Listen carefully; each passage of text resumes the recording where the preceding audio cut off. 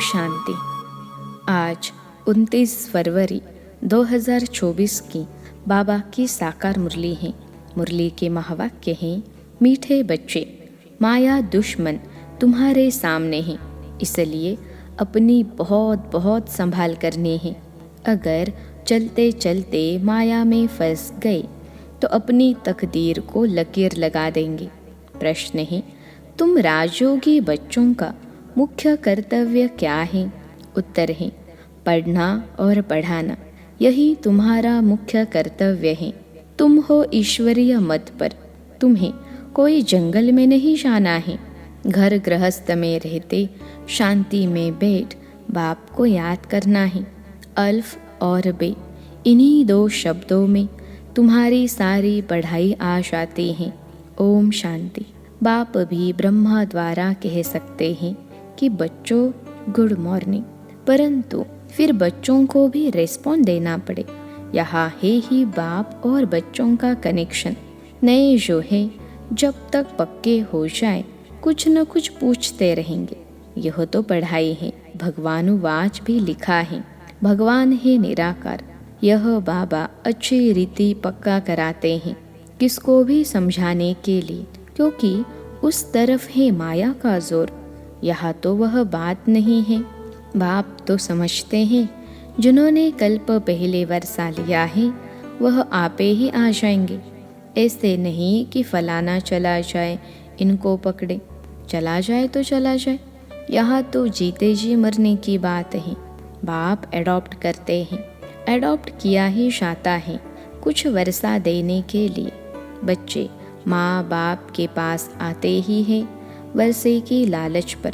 साहूकार का बच्चा कभी गरीब के पास एडॉप्ट होगा क्या? इतना धन दौलत आदि सब छोड़ कैसे जाएंगे? एडॉप्ट करते हैं साहूकार। अभी तुम जानते हो बाबा हमको स्वर्ग की बादशाही देते हैं, क्यों न उनका बनेंगे? हर एक बात में लालच तो रहती है। जितना बहुत पढ़ेंगे उतनी बड़ी लालच होगी। तुम भी जानते हो बाप ने हमको एडॉप्ट किया है बेहद का वर्षा देने। बाप भी कहते हैं तुम सबको हम फिर से 5000 वर्ष पहले मुहाफी एडॉप्ट करते हैं। तुम भी कहते हो बाबा हम आपके हैं, 5000 वर्ष पहले भी आपके बने थे। तुम प्रैक्टिकल में कितने ब्रह्मा कुमार कुमारियाँ हो। प्रजापिता भी तो नामी ग्रामी है। जब तक शूद्र से ब्राह्मण न बने तो देवता बन न सके। तुम बच्चों की बुद्धि में अब यह चक्र फिरता रहता है। हम शूद्र थे, अभी ब्राह्मण बने हैं, फिर देवता बनना है। सतयुग में हम राज्य करेंगे तो इस पुरानी दुनिया का विनाश जरूर होना है। पूरा निश्चय नहीं बैठता तो फिर चले जाते हैं। कई कच्चे हैं जो गिर जाते हैं। यह भी ड्रामा में नोंद है। माया दुश्मन सामने खड़ी है तो वह अपनी तरफ खींच लेती हैं। बाप घड़ी घड़ी पक्का कराते हैं, माया में फंस नहीं पड़ना, नहीं तो अपनी तकदीर को लकीर लगा देंगे। बाप ही पूछ सकते हैं कि आगे कब मिले हो, और कोई को पूछने का अक्ल आएगा ही नहीं। बाप कहते हैं मुझे भी फिर से गीता सुनाने आना पड़े, आकर रावण की जेल से छुड़ाना पड़े। बेहद का बाप बेहद की बात समझाते हैं। अभी रावण का राज्य है, पतित राज्य है जो आधा कल्प से शुरू हुआ है। रावण को 10 शीश दिखाते हैं, विष्णु को 4 भुजा दिखाते हैं। ऐसे कोई मनुष्य होता नहीं। यह तो प्रवृत्ति मार्ग दिखाया जाता है। यह है एम ऑब्जेक्ट, विष्णु द्वारा पालना। विष्णुपुरी को कृष्णपुरी भी कहते हैं। श्री कृष्ण को तो 2 बाहें ही दिखाएंगे ना। मनुष्य तो कुछ भी समझते नहीं हैं। बाप हर एक बात समझाते हैं। वह सब है भक्ति मार्ग। अभी तुमको ज्ञान है, तुम्हारी एम ऑब्जेक्ट ही है नर से नारायण बनने की। यह गीता पाठशाला है ही जीवन मुक्ति प्राप्त करने के लिए। ब्राह्मण तो जरूर चाहिए। यह है रुद्र ज्ञान यज्ञ, शिव को रुद्र भी कहते हैं। अब बाप पूछते हैं, ज्ञान यज्ञ श्री कृष्ण का है या शिव का है? शिव को परमात्मा ही कहते हैं, शंकर को देवता कहते हैं। उन्होंने फिर शिव और शंकर को इकट्ठा कर दिया है। अब बाप कहते हैं, हमने इनमें प्रवेश किया है। तुम बच्चे कहते हो बाप दादा, वह कहते हैं शिव शंकर। ज्ञान सागर तो है ही एक। अभी तुम जानते हो ब्रह्मा से विष्णु बनते ही ज्ञान से। चित्र भी बरोबर बनाते हैं। विष्णु की नाभि से ब्रह्मा निकला, इसका अर्थ भी कोई समझ नहीं सकते। ब्रह्मा को शास्त्र हाथ में दिए हैं। अभी शास्त्रों का सार बाप बैठ सुनाते हैं या ब्रह्मा? यह भी मास्टर ज्ञान सागर बनते हैं। बाकी चित्र इतने ढेर बनाए हैं, वह कोई यथार्थ है नहीं। वह है सब भक्ति मार्ग के। मनुष्य कोई 8-10 भुजा वाले होते नहीं। यह तो सिर्फ प्रवृत्ति मार्ग दिखाया है। रावण का भी अर्थ बताया है।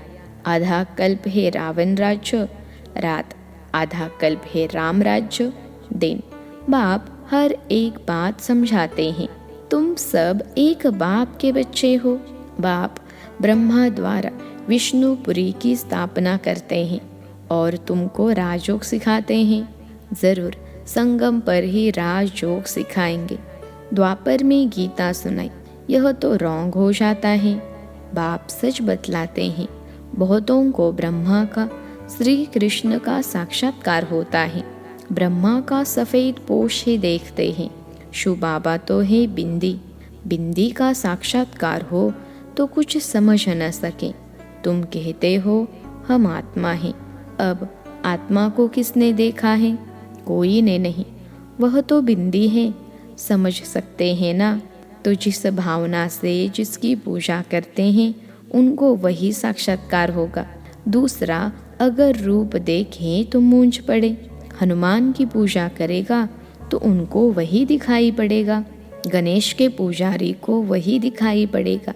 बाप कहते हैं, हमने तुमको इतना धनवान बनाया। हीरे जवाहरों के महल थे, तुमको अनगिनत धन था। तुमने अभी वह सब कहाँ गवाया? अभी तुम कंगाल बन गए हो, भीख मांग रहे हो। बाप तो कह सकते हैं ना, अभी तुम बच्चे समझते हो। बाप आए हैं, हम फिर से विश्व के मालिक बनते हैं। यह ड्रामा अनादि बना हुआ है। हर एक ड्रामा में अपना पार्ट बजा रहे हैं। कोई एक शरीर छोड़ जाकर दूसरा लेते हैं। इसमें रोने की क्या बात है?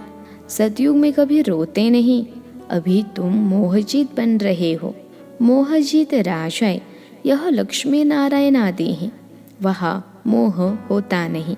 बाप अनेक प्रकार की बातें समझाते रहते हैं। बाप है निराकार।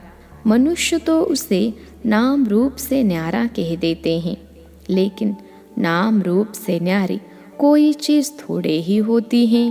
हे भगवान, ओ गॉड फादर कहते हैं ना, तो नाम रूप है ना। लिंगों को शिव परमात्मा, शिव बाबा भी कहते हैं। बाबा तो है ना बरोबर। बाबा के ज़रूर बच्चे भी होंगे।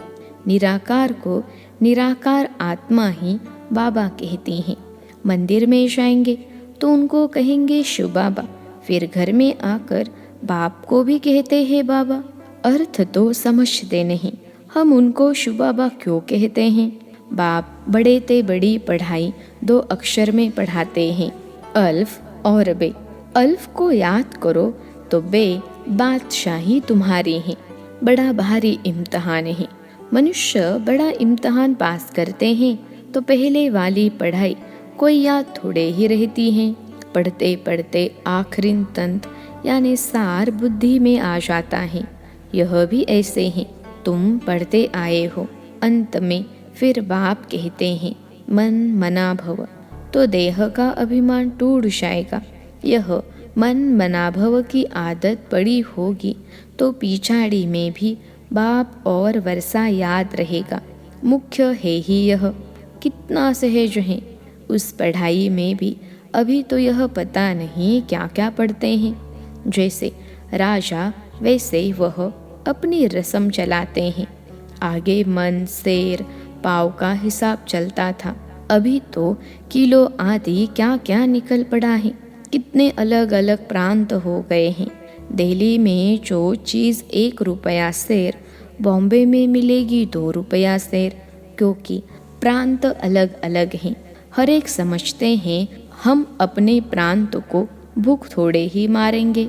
कितने झगड़े आदि होते हैं, कितना रोला है। भारत कितना सॉल्वेंट था, फिर 84 का चक्र लगाते इंसॉल्वेंट बन पड़े हैं। कहा जाता है हीरे जैसा जन्म अमोलक, कौड़ी बदले खोया रे। बाप कहते हैं तुम कौड़ियों के पिछाड़ी क्यों मरते हो। अब तो बाप से वर्षा लो, पावन बनो। बुलाते भी हो, हे पतित पावन आओ, पावन बनाओ। तो इससे सिद्ध है पावन थे, अब नहीं है, अभी है ही कलयुग। बाप कहते हैं मैं पावन दुनिया बनाऊंगा तो पतित दुनिया का जरूर विनाश होगा। इसलिए ही यह महाभारत लड़ाई है जो इस रुद्र ज्ञान यज्ञ से प्रज्वलित हुई है। ड्रामा में तो यह विनाश होने की भी नोंद है। पहले पहले तो बाबा को साक्षात्कार हुआ, देखा इतनी बड़ी राजय मिलती है तो बहुत खुशी होने लगी। फिर विनाश का साक्षात्कार भी कराया। मन मना भव मध्याजी भव, यह गीता के अक्षर हैं। कोई कोई अक्षर गीता के ठीक हैं। बाप भी कहते हैं तुमको यह ज्ञान सुनाता हूँ, यह फिर प्रायलोप हो जाता है। कोई को भी पता नहीं है कि लक्ष्मी नारायण का राज्य था तो और कोई धर्म नहीं था। उस समय जनसंख्या कितनी थोड़ी होगी, अब कितनी है। तो यह चेंज होनी चाहिए, ज़रूर विनाश भी चाहिए। महाभारत लड़ाई भी है, ज़रूर भगवान भी होगा। शिव जयंती मनाते हैं तो शिव बाबा ने क्या आकर किया वह भी नहीं जानते हैं। अब बाप समझाते हैं गीता से श्री कृष्ण की आत्मा को राजय मिली। माता पिता कहेंगे गीता को, जिससे तुम फिर देवता बनते हो। इसलिए चित्र में भी दिखाया है श्री कृष्ण ने गीता नहीं सुनाई। श्री कृष्ण गीता के ज्ञान से राजयोग सीख यह बना, कल फिर श्री कृष्ण होगा। उन्होंने फिर शिव बाबा के बदले श्री कृष्ण का नाम डाल दिया है। तो बाप समझाते हैं यह तो अपने अंदर पक्का निश्चय कर लो। कोई उल्टी सुल्टी बात सुनाकर तुम्हें गिरा न दे। बहुत बातें पूछते हैं, विकार बिगर सृष्टि कैसे चलेगी, यह कैसे होगा। अरे तुम खुद कहते हो वह वाइसलेस दुनिया थी, संपूर्ण निर्विकारी कहते हो ना, फिर विकार की बात कैसे हो सकती है। अब तुम जानते हो बेहद के बाप से बेहद की बादशाही मिलती है, तो ऐसे बाप को क्यों नहीं याद करेंगे। यह है ही पतित दुनिया। कुंभ के मेले पर कितने लाखों जाते हैं। अब कहते हैं वहाँ एक नदी गुप्त है। अब नदी गुप्त हो सकती है क्या। यहाँ भी गौमुख बनाया है। कहते हैं गंगा यहाँ आती है। अरे गंगा अपना रास्ता लेकर समुद्र में जाएगी कि यहाँ तुम्हारे पास पहाड़ पर आएगी। भक्ति मार्ग में कितने धक्के हैं। ज्ञान भक्ति, फिर है वैराग्य। एक है हद का वैराग्य, दूसरा है बेहद का। सन्यासी घर बार छोड़ जंगल में रहते हैं। यहाँ तो वह बात नहीं। तुम बुद्धि से सारी पुरानी दुनिया का सन्यास करते हो। तुम राजयोगी बच्चों का मुख्य कर्तव्य है पढ़ना और पढ़ाना। अब राजयोग कोई जंगल में थोड़े ही सिखाया जाता है। यह स्कूल है, ब्रांचेस निकलती जाती हैं। तुम बच्चे राजयोग सीख रहे हो। शिव बाबा से पढ़े हुए ब्राह्मण ब्राह्मणियाँ सिखाते हैं। एक शिव बाबा थोड़े ही सबको बैठ सिखाएगा तो यह हुई पांडव गवर्नमेंट। तुम हो ईश्वरीय मत पर, यहाँ तुम कितना शांति में बैठे हो। बाहर तो अनेक हंगामे हैं। बाप कहते हैं 5 विकारों का दान दो तो ग्रहण छूट जाएगा। मेरे बनो तो मैं तुम्हारी सब मनोकामनाएं पूरी कर दूंगा। तुम बच्चे जानते हो अभी हम सुखधाम में जाते हैं, दुखधाम को आग लगनी है। बच्चों ने विनाश का साक्षात्कार भी किया है। अब टाइम बहुत थोड़ा है, इसलिए याद की यात्रा में लग जाएंगे तो विकर्म विनाश होंगे और ऊंच पद पाएंगे। अच्छा, मीठे मीठे सिखिलते बच्चों प्रति माता पिता बाप दादा का याद प्यार और गुड मॉर्निंग। रूहानी बाप की रूहानी बच्चों को नमस्ते। हम रूहानी बच्चों की सिखिलते रूहानी माता पिता बाप दादा को याद प्यार, गुड मॉर्निंग और नमस्ते बाबा नमस्ते। धारणा के लिए मुख्य सार। पहली पॉइंट है, बाप के वर्षे का पूरा अधिकार लेने के लिए जीते जी मरना है, एडॉप्ट हो जाना है। कभी भी अपनी ऊंची तकदीर को लकीर नहीं लगानी है। दूसरी पॉइंट है, कोई भी उल्टी सुल्टी बात सुनकर संशय में नहीं आना है। जरा भी निश्चय न हिले, इस दुख धाम को आग लगने वाली है, इसलिए इससे अपना बुद्धि योग निकाल लेना है। आज का वरदान है, समय प्रमाण अपने भाग्य का सिमरन कर खुशी और प्राप्तियों से भरपूर बनने वाले स्मृति स्वरूप भव। समय प्रमाण अपने भाग्य का सिमरन कर खुशी और प्राप्तियों से भरपूर बनने वाले स्मृति स्वरूप भव। विश्लेषण है, भक्ति में आप स्मृति स्वरूप आत्माओं के यादगार रूप में भक्त अभी तक आपके हर कर्म की विशेषता का सिमरन करते अलौकिक अनुभव में खो जाते हैं। तो आपने प्रैक्टिकल जीवन में कितने अनुभव प्राप्त किए होंगे? सिर्फ जैसा समय जैसा कर्म वैसे स्वरूप की स्मृति इमर्ज रूप में अनुभव करो तो बहुत विचित्र खुशी, विचित्र प्राप्तियों का भंडार बन जाएंगे और दिल से यही अनहद गीत निकलेगा कि पाना था सो पा लिया। आज का स्लोगन है, नंबर 1 में आना है तो सिर्फ ब्रह्मा बाप के कदम पर कदम रखते चलो। नंबर 1 में आना है तो सिर्फ ब्रह्मा बाप के कदम पर कदम रखते चलो। अच्छा, ओम शांति।